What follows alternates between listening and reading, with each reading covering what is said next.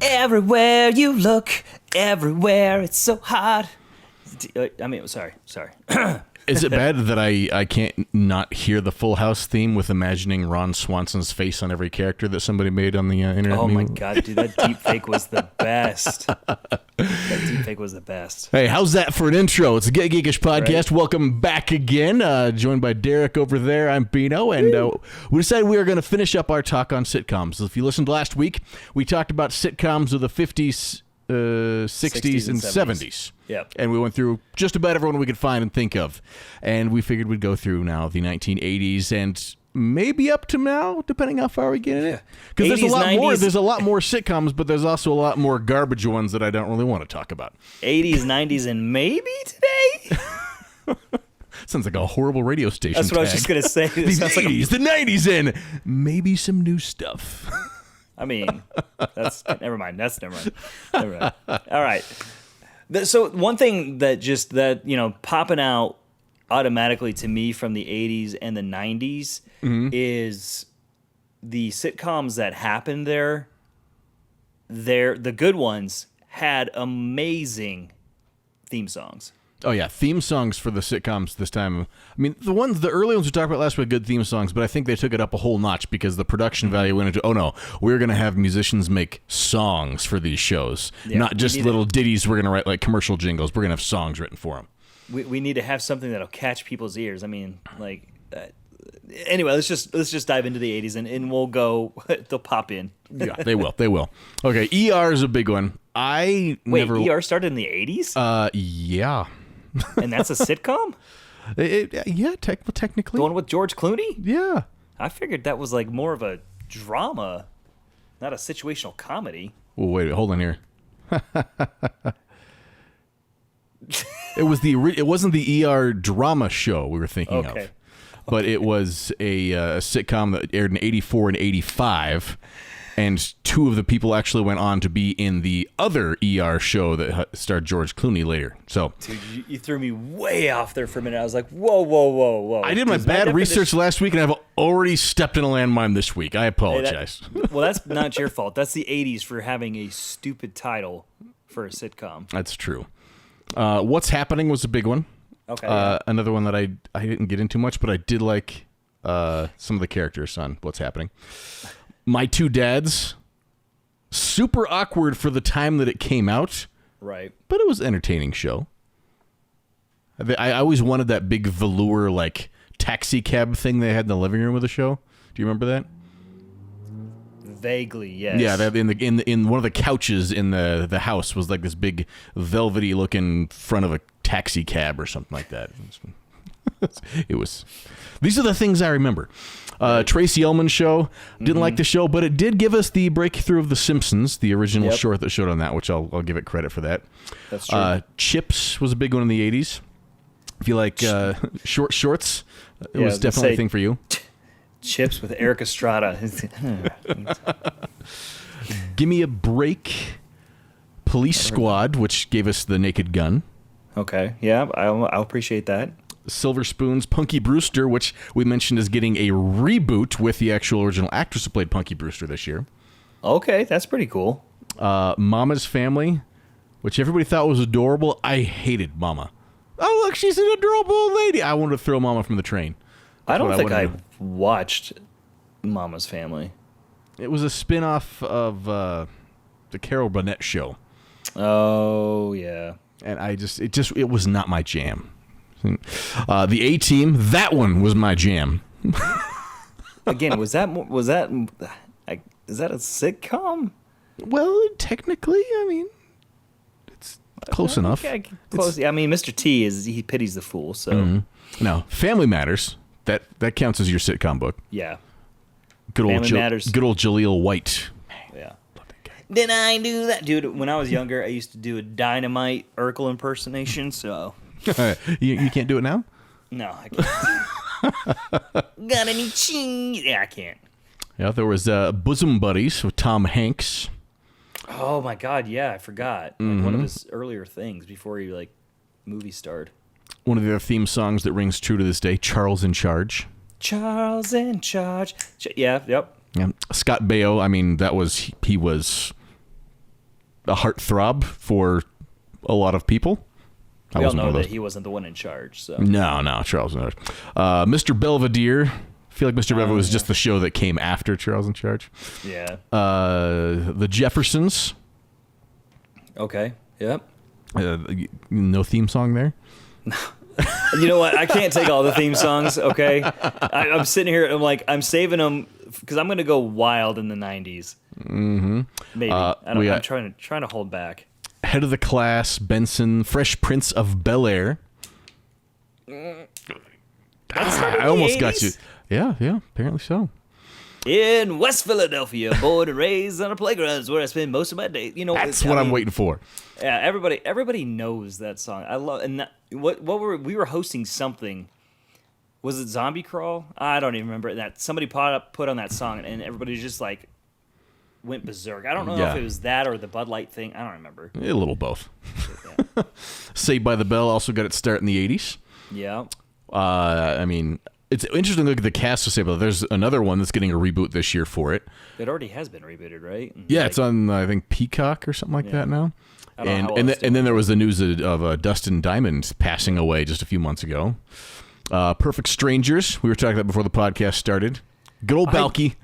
Dude, Perfect Strangers, to me, for one, like, I remember, so when I was younger, I had, like, a lot of asthma problems, so I remember being in the hospital, and even when I broke my leg in my car accident, for some reason, that was always on TV. So, when I can't sleep and I'm in pain at 3 a.m, Perfect Strangers was there to comfort me, and I love that show. Balky is great. Cousin, not so much. He's kind of a jerk that tries to take advantage of Balky, but that's true.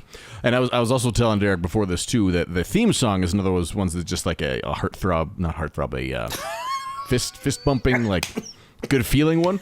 But there's a band called I Fight Dragons. You probably recognize them. They do the theme song for the Goldbergs, and for one of their Kickstarters, they actually have a cover they made of the Perfect Strangers theme song, and it is absolute magic. So go find it. It's a banger, as the kids would say. Yeah, it's a banger. It's a banger. I don't know why you put the accent on. That's weird. Anyway. Yeah. Dukes of Hazzard came out. Okay. That came out in the 80s? For some reason, I thought that was the 70s. Damn. Yeah. Same thing, Laverne and Shirley. Yeah. Coach.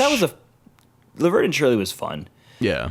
Coach, my parents watched that, and I watched it with them. And the only thing that I can say out of that is I know who does Patrick Starr's voice in SpongeBob because of Coach. Mm.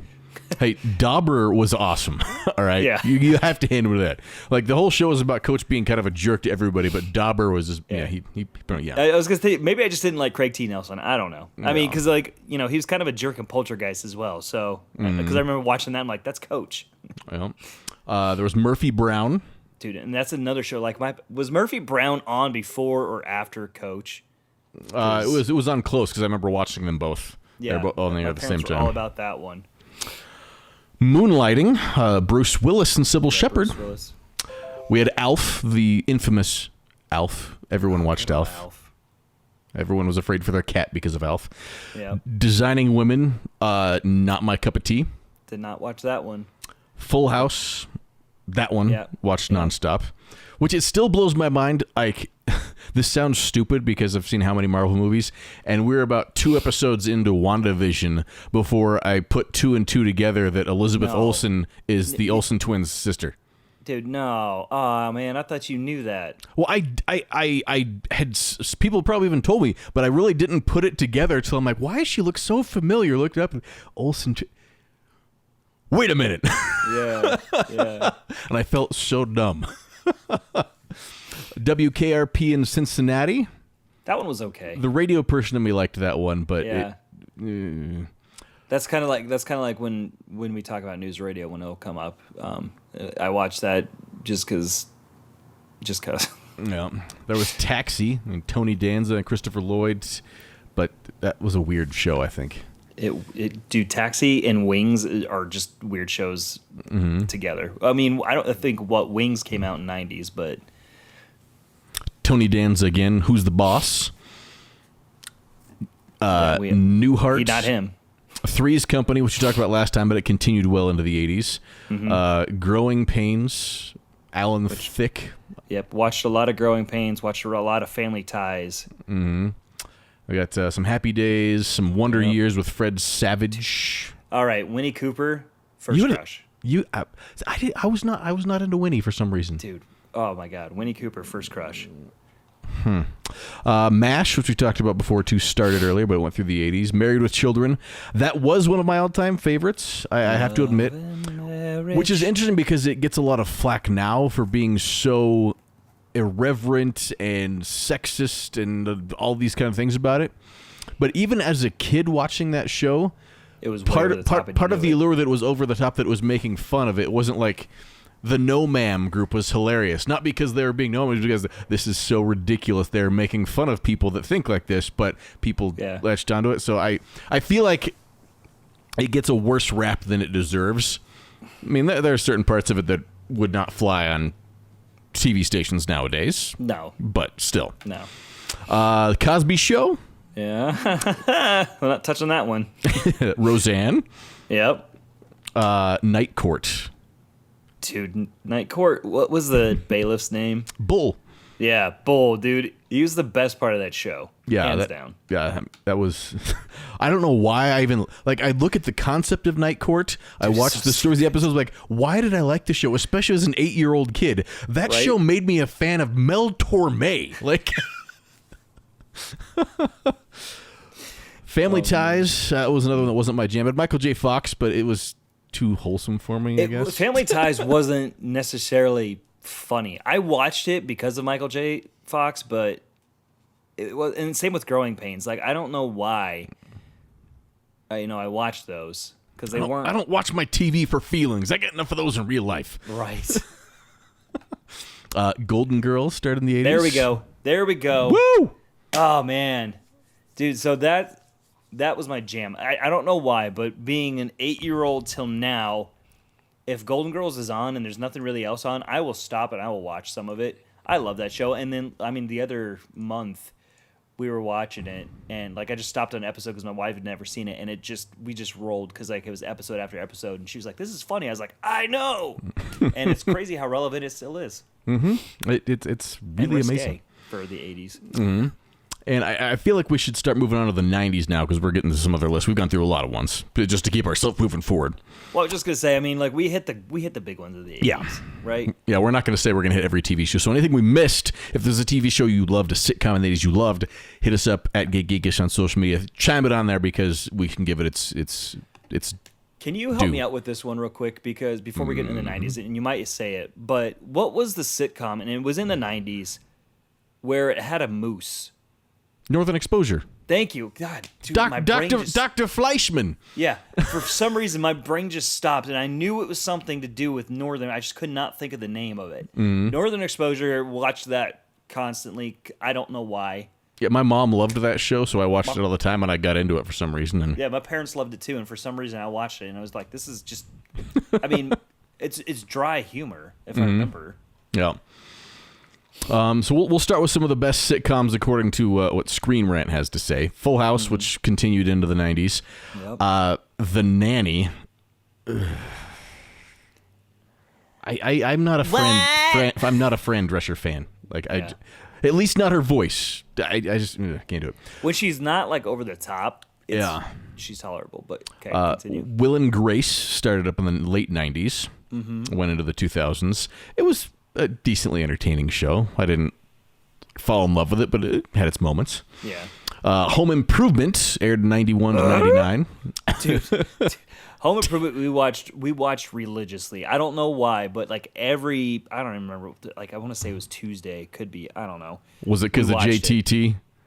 No, for me, no. I mean, at first it was like because of Pamela Anderson. Because I grew up watching Baywatch, so she was one of the.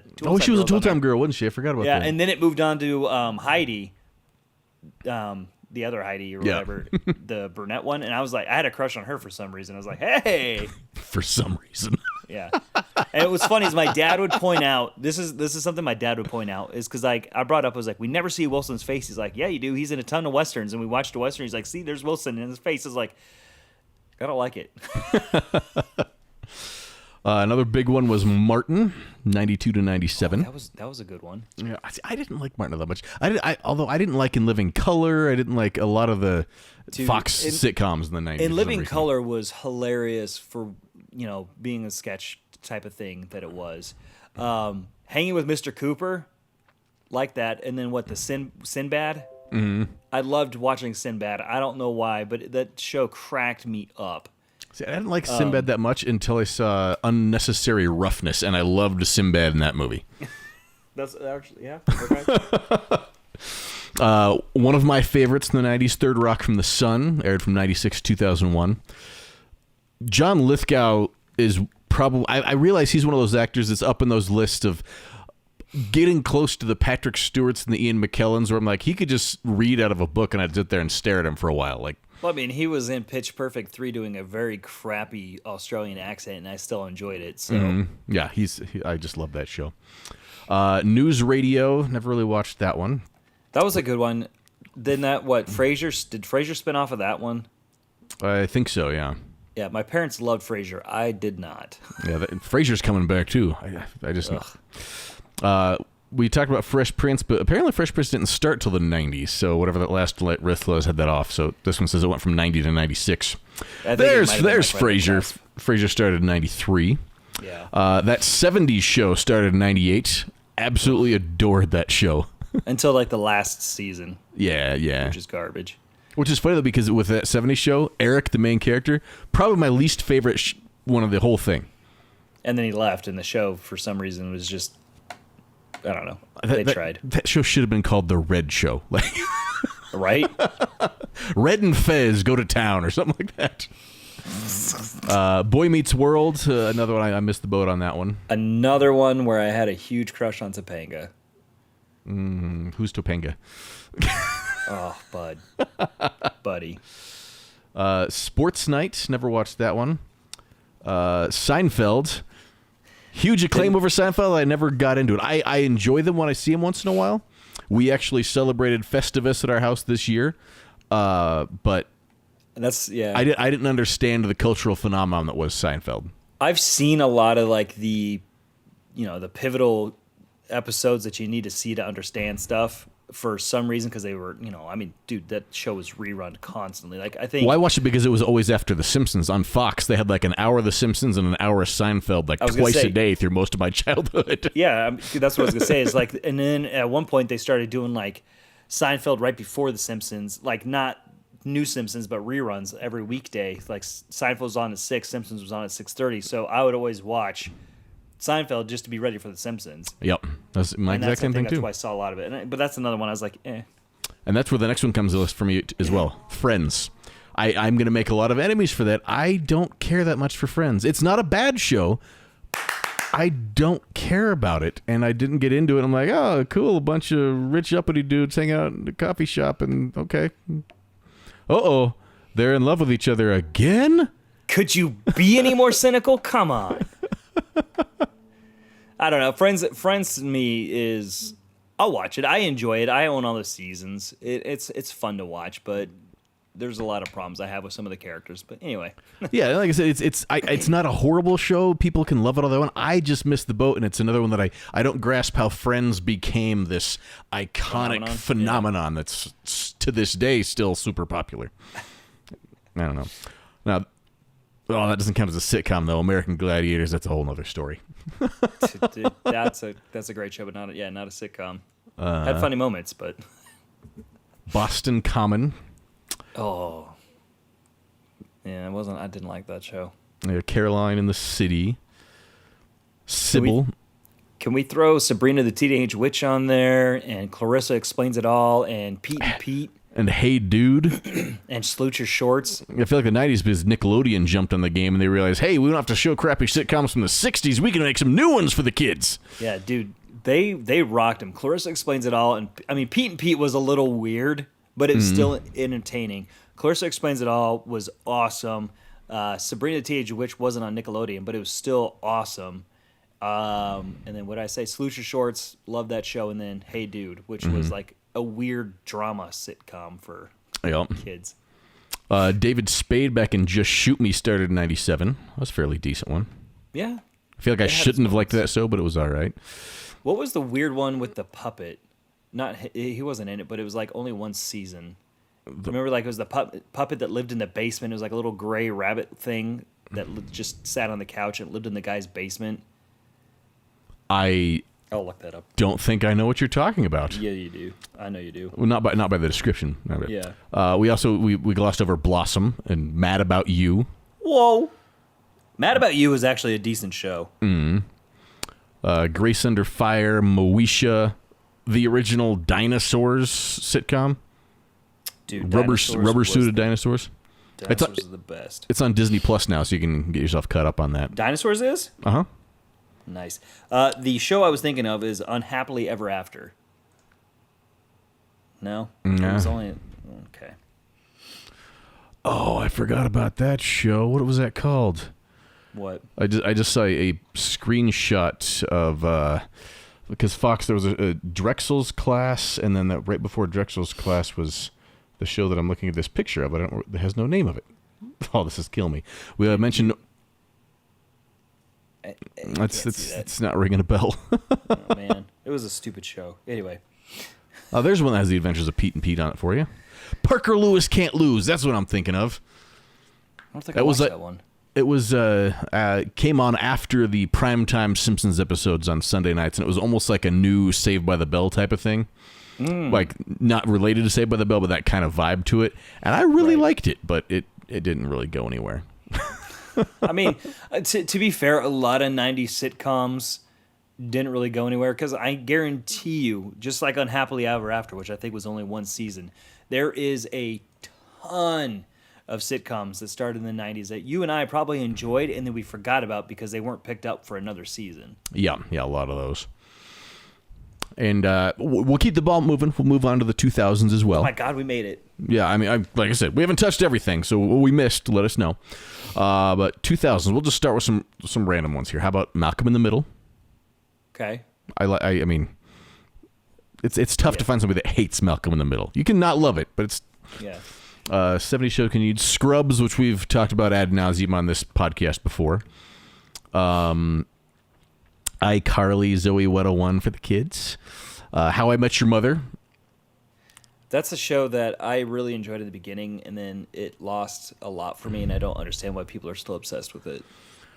I feel like when they actually revealed the mother, it was the biggest letdown of 9 seasons of TV ever.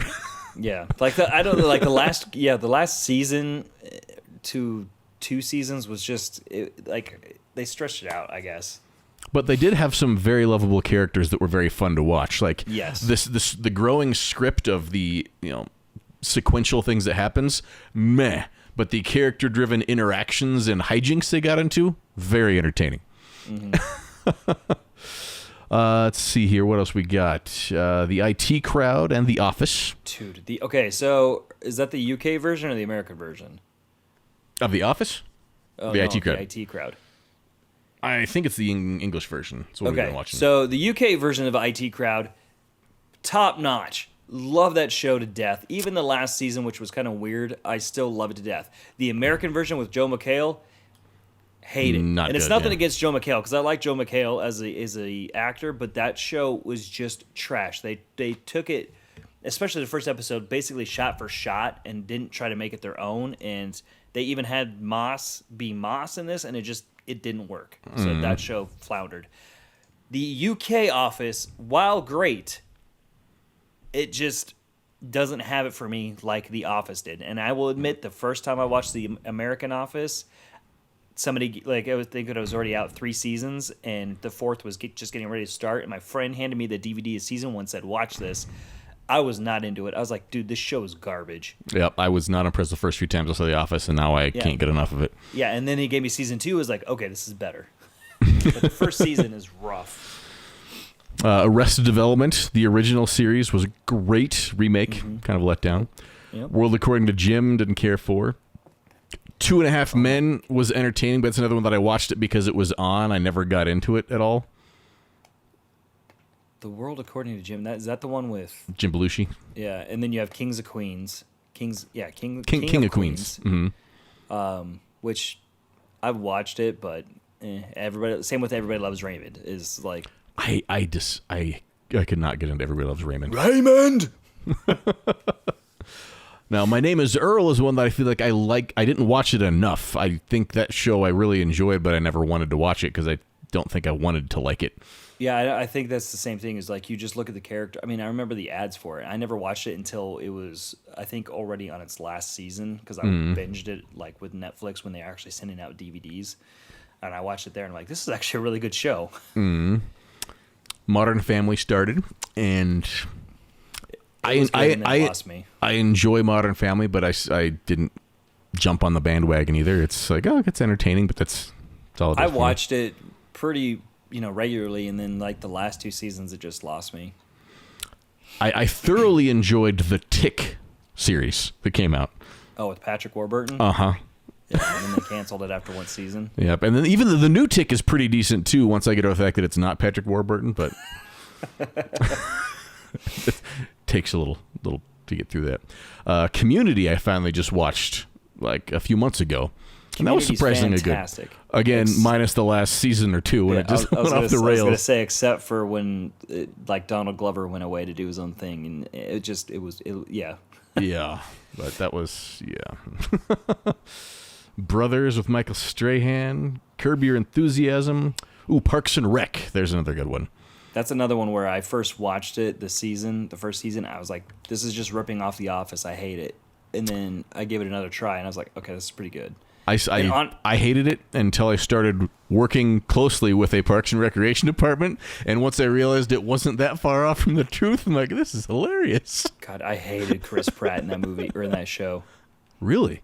Yeah. Well, like right in the beginning, again, like it was the first season where he's that doofy freeloading boyfriend, and I was just like, this guy's a jerk. And I didn't, that's like, I'm pretty sure that's like the first thing I saw him in. Mm-hmm. So when he got cast in Guardians of the Galaxy, I was like, what? Yeah, very confusing. It's Always Sunny in Philadelphia. Fantastic, dude. See, I know so many people that love that show, and it's a show where you watch it and you realize they're all garbage. I don't know if that makes me feel better or worse. Yeah, I don't know. It's fun. It's fun. Let's see, we had Rules of Engagement, got Trailer Park Boys. God, Trailer Park Boys. I mean, how far in the 2000s are you going? I'm just randomly searching through names now because we've got through most of the ones that I think. Because I mean, even New Girl was fantastic for a little bit. Happy Endings was a great sitcom that only lasted, I think, 3 seasons. It got cut way too damn short, and it could have been, in my opinion, actually it kind of was better than Friends. That was a I feel like a lot of Fox shows, they tried for a season and they're like, meh. But then afterwards, everybody's like, what are you doing? Well, that was Fox's mantra. Do we have to relive the whole Firefly saga again? No, like, Fox had the mantra of, this isn't the #1 show in the universe, we should cancel it. Yeah. Well, they even aired Firefly out of order, with the pilot being the last episode, so...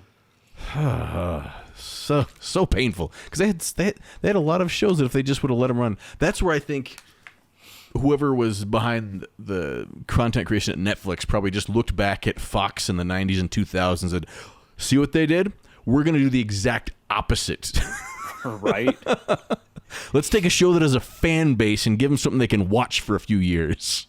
God, there was something else on Fox that I really enjoyed. And I think ABC started to do the same thing, because there was a lot of sitcoms on ABC that I really enjoyed that only lasted like... Oh, what was it? There was the one where the guy had like an aneurysm in his head. And... Oh, yeah. What was that called? I forgot about that, yeah. It was Eli something. Right? That's going to burn my head later. Here, I'll figure that out. Well, we also didn't mention things like The Big Bang Theory. That's because it's not a fan of that one. I tried. I've laughed at Eli Stone. I think that's it. Yeah, I hated Big Bang at first too, and once I got into it and was watching it with a slightly more open mind, there were some very lovable characters in it.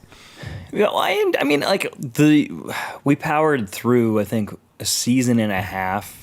And I enjoyed some of it. I didn't sit there and like cackle like everybody says how funny of a show it is, but I don't know. But I mean, you have. Well, we're also surrounded by a lot of the stuff they're over exaggerating and making fun of too, so it's not True. quite as fun. Oh, look, he's in his superhero costume. True. Like, okay, I see that every time I go to a convention. I'm kind of sad that I haven't seen it in a while. Eli Stone was the name of the show. So I knew it was Eli something, but that was a fantastic show, and it only went 2 seasons. And then there was the. I want to count my Futurama in there as one of the sitcoms of the 2000s. Which one? The one that got canceled, or the one when they brought it back?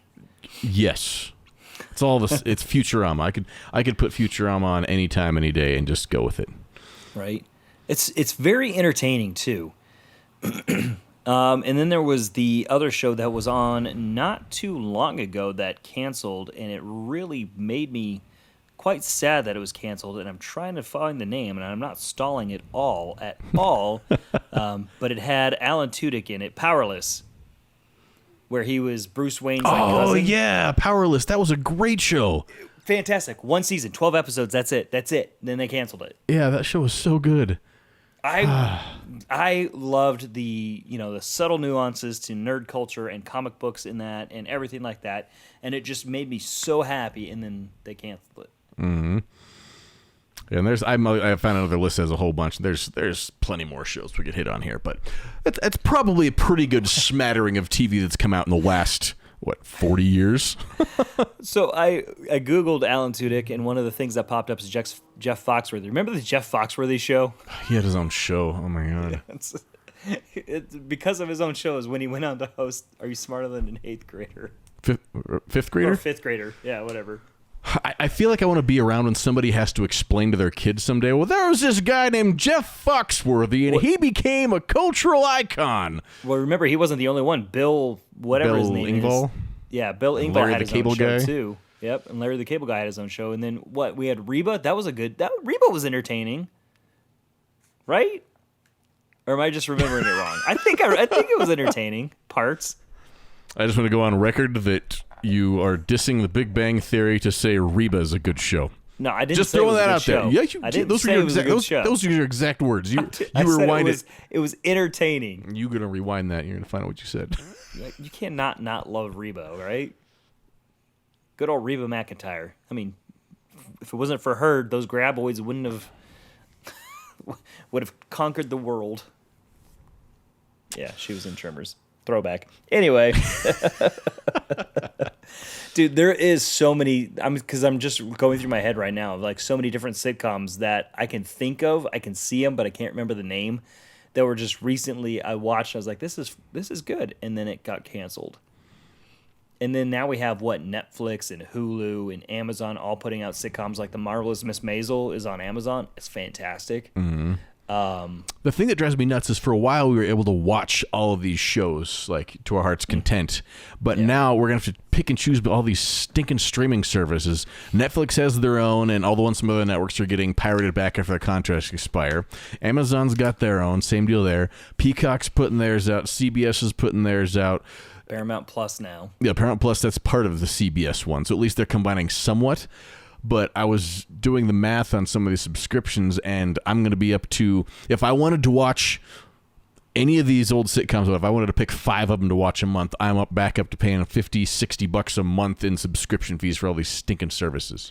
Well, and what's funny, too, is, right now we have, cable that's bundled with our internet, like it has to be for where we live. Like, it's part of the rent that we have to pay. So, we're watching actual cable every once in a while. I'm sorry. Well, it's kind of fun because I got the Food Network and everything. But the problem is like the Food Network or Discovery Channel, whatever, they're now pushing Discovery Plus. So if you want to watch new episodes of Naked and Afraid, you now have to get Discovery Plus. And I think that's going to be the same thing with Paramount Plus is you want to watch the new SpongeBob or, the SpongeBob movie. Hey, get Paramount Plus. You want to watch this new season, Paramount Plus. And it's like they're moving away from TV to the streaming service, which yay, but also nay. Yeah. As long as they have it all there, I'm okay with it because I know exactly what's going to happen for a lot of these things is it's just going to create this month I've got Paramount, so I'm going to binge watch this show, and then I'm going to cancel it. Next month I'm going to sign up for Peacock. I'm going to binge watch this and this and this, then I'm going to cancel it. But supposedly, and this is what I've heard, is over in Europe, Scrubs got put on Disney Plus. So hopefully soon, when the contract's up on Hulu, it'll get. Well, I mean, I guess Hulu is part of Disney Plus now, in a sense. Well, Scrubs is on Amazon right now. Scrubs is on Hulu, for me. Well, it's on Amazon Prime too. Oh, cool. Yeah, there you go. Scrubs is one of the to wrap up sitcoms. Scrubs is one of those shows that I rewatch start to finish about once every 5 years. Yeah, once every year for me. I'll do that one, and then I'll dabble with The Office. How much TV are you watching? Well, I'll put it on in the background, dude. Like if I'm showering, whatever, I'll throw the phone up and watch an episode of Scrubs while I'm getting ready or something. It's because I've seen it enough. I know it. You need to see JD when you're showering, huh? I got you. Apparently. Well, yeah, on that note, I mean, thanks for taking the stroll down with us through Sitcom Lane. Like I said, what we missed, let us know at Get Geekish on social media, because there's probably some other gems out there that we completely spaced out or completely forgot about, or maybe we never even saw. I was going to say, if this is like your first time listening to our podcast, we space a lot of things, even though we may love it. That's how our brains work. So if you say it, be like, oh my God, yes! And we'll geek out with you about it, because we probably know exactly what you're talking about. I feel like it's a sense of wonder for me, because I remember a lot of really random things, but then when something else comes around, it's like an entire new world. Like, I've seen that show 100 times. I love that show. I haven't thought about that in 10 years. Oh, man. Anyway, thanks so much for joining us. This is at Get Geekish. Hit us up at social media, and we will talk at you next week. I'm no Superman.